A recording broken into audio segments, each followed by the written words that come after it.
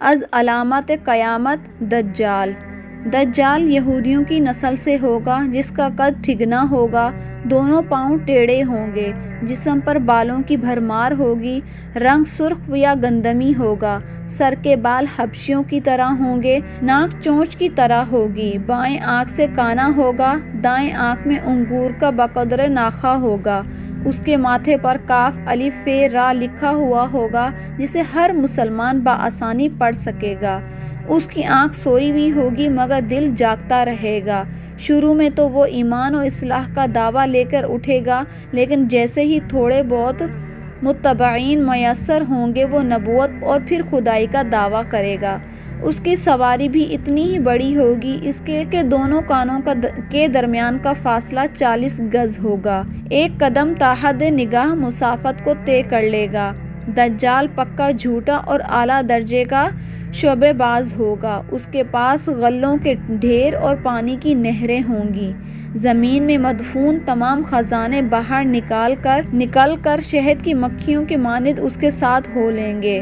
جو قبلہ اس کی خدائی پر ایمان لے آئے گا، دجال اس پر بارش برسائے گا، جس کی وجہ سے کھانے پینے کی چیزیں ابل پڑیں گی اور درختوں پر پھل آ جائیں گے۔ کچھ لوگوں سے آ کر کہے گا کہ اگر میں تمہارے ماں باپوں کو زندہ کر دوں تو تم کیا میری خدائی کا اقرار کرو گے؟ لوگ اس بات میں اس کو جواب دیں گے، اب دجال کی شیطان ان لوگوں کے ماں اور باپوں کی شکل لے کر نمودار ہو جائیں گے۔ نتیجہ بہت سے افراد ایمان سے ہاتھ دھو بیٹھیں گے۔ اس کی رفتار آندھیوں سے بھی زیادہ تیز اور بادلوں کی طرح رواں ہوگی۔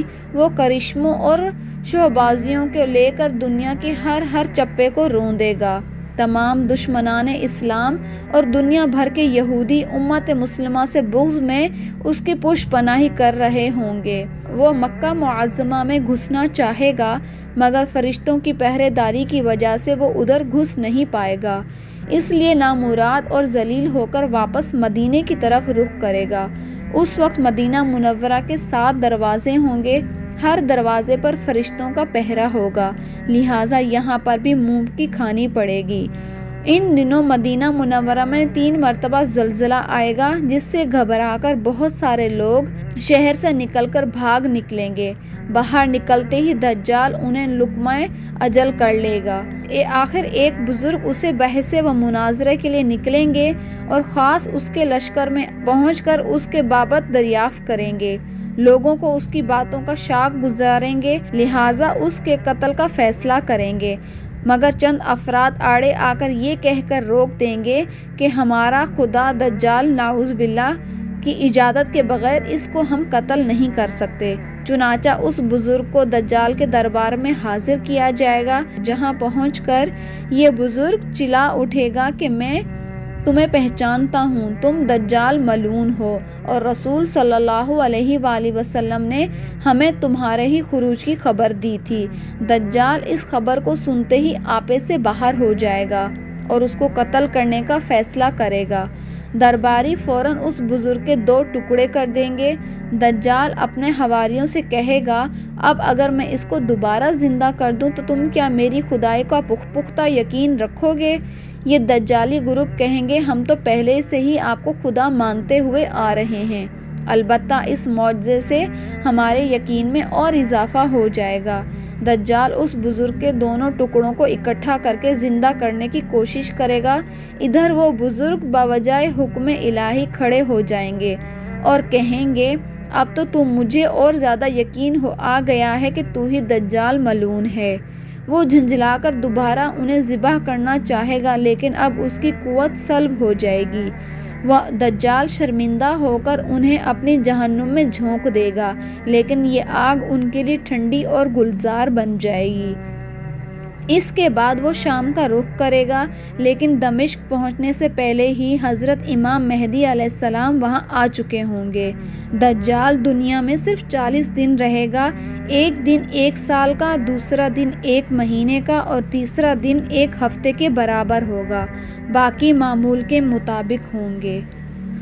حضرت امام مہدی علیہ السلام دمشق پہنچتے ہی زور و شور سے جنگ کی تیاریاں شروع کر دیں گے، لیکن صورتحال بظاہر دجال کے حق میں ہی ہوگی۔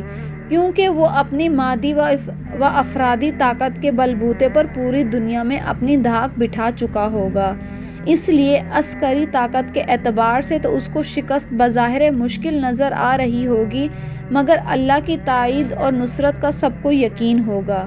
حضرت امام مہدی علیہ السلام اور تمام مسلمان اسی امید کے ساتھ دمشق میں دجال کے ساتھ جنگ کی تیاریوں میں ہوں گے۔ تمام مسلمان نمازوں کی ادائیگی دمشق کے قدیم شہر آفاق مسجد میں جامع اموی میں ادا کرتے ہوئے ہوں گے۔ ملی شیراز لشکر کی ترتیب یہودیوں کے خلاف صف بندی کو منظم کرنے کے ساتھ ساتھ حضرت امام مہدی علیہ السلام دمشق میں اس کو اپنی فوجی سرگرمیوں کا مرکز بنائیں گے اور اسی وقت یہی مقام ان کا ہیڈ کوارٹر بھی ہوگا۔ حضرت امام مہدی علیہ السلام ایک دن نماز پڑھانے کے لیے مصلی کی طرف بڑھیں گے تو عین اسی وقت حضرت عیسیٰ علیہ السلام کا نزول ہوگا۔ نماز سے فارغ ہو کر لوگ دجال کے مقابلے میں نکلیں گے۔ دجال حضرت عیسیٰ علیہ السلام کو دیکھ کر ایسے گھلنے لگے گا جیسے نمک پانی میں گھل جاتا ہے۔ پھر حضرت عیسیٰ علیہ السلام آگے بڑھ کر اس کو قتل کر دیں گے اور حالت یہ ہوگی کہ شجر و حجر آواز لگائیں گے کہ اے روح اللہ، میرے پیچھے یہودی چھپا ہوا ہے۔ چنانچہ وہ دجال کے چیلوں میں سے کسی کو بھی زندہ نہیں چھوڑیں گے۔ پھر حضرت عیسیٰ علیہ السلام صلیب کو بھی توڑ دیں گے، یعنی صلیب پرستی بھی ختم کر دیں گے۔ خنزیر کو قتل کر کے جنگ کا خاتمہ کریں گے اور اس کے بعد مال و دولت کی ایسی فراوانی ہوگی کہ اس کو کوئی قبول نہیں کرے گا۔ لوگ ایسے دیندار ہو جائیں گے کہ ان کے نزدیک ایک سجدہ دنیا و مافیہ سے بہتر ہوگا۔ اللہ تعالیٰ تمام مسلمانوں کا ایمان سلامت رکھے، آمین و ثم آمین۔